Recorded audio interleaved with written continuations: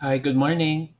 So, ano po ba ang messages ni God today from us in Mass?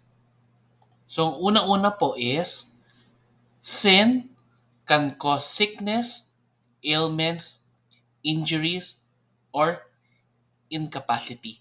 So, akala natin kapag gumagawa tayo ng mga kasalanan is ganun-ganun lang, wala siyang effect sa buhay po natin, wala siyang effect sa mga kasama po natin, wala siyang effect sa mga taong nakakahalubilo po natin.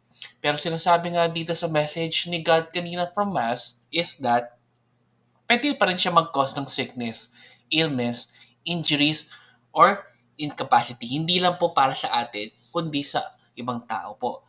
Kaya kung kaya po natin, umiwas po tayo to do sin, not only in ourselves, but also to others. Number two, when we have faith in God, we can get anything we need, want, or desire, but, let's say, malaking but to, but according to His plan. So, lahat po tayo, may kanya-kanya tayong mga hinihiling sa Diyos araw-araw. Marami po tayong mga hinaing, mga dreams, mga wishes. Pero, like ako rin, minsan na frustrate rin po tayo kasi parang bakit hindi po natutupad ng Diyos yung mga hinihiling po natin. Bakit kahit sobra tayong magdasal, sobra tayong humiling, gumawa ng kabutihan, sumunod sa mga utos niya, bakit yung mga things na matagal na po natin pinagdarasal or wini-wish, hindi po dumarating or nagka-come true. So sa tingin ko po kasi may plano yung Diyos sa ating lahat, kaya maging patient lang po tayo and kung ano po yung pinakamagandang plano niya po sa atin, yun po yung talagang mangyayari.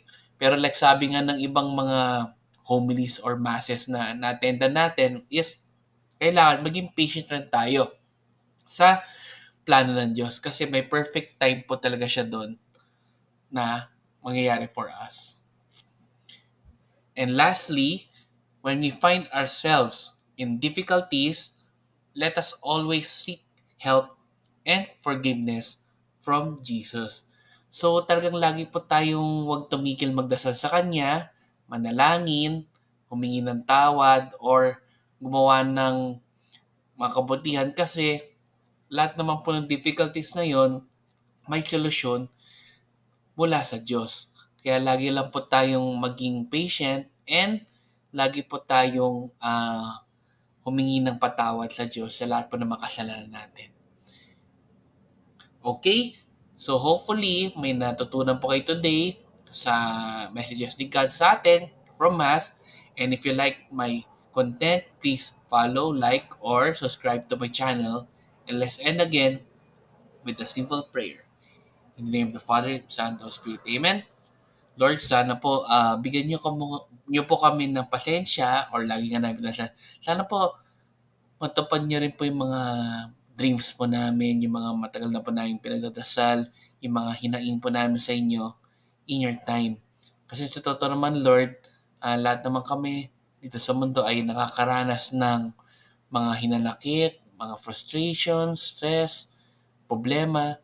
And sana po, Lord, yung mga pinagdasal po namin, magkatotoo naman po for us to our better bet or para mas kumanda po yung buhay po namin.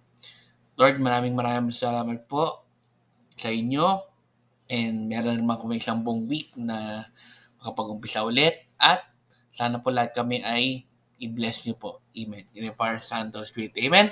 So maraming maraming salamat po sa pagkikinig. Have a great day. Have a great week. Thank you and God bless po sa inyo. And let's end again with our simple Thanksgiving prayer. Daily thank you prayer. Lord, thank you very much for all the blessings that you are giving us every day. Thank you for our food, safety, security, guidance, and all your blessings. Please avoid us getting sick from all illnesses and forgive us for all our sins. Lord, I pray that all our hopes and dreams will come true in your own time. Again, Lord, thank you for all the blessings that you have given us. Amen.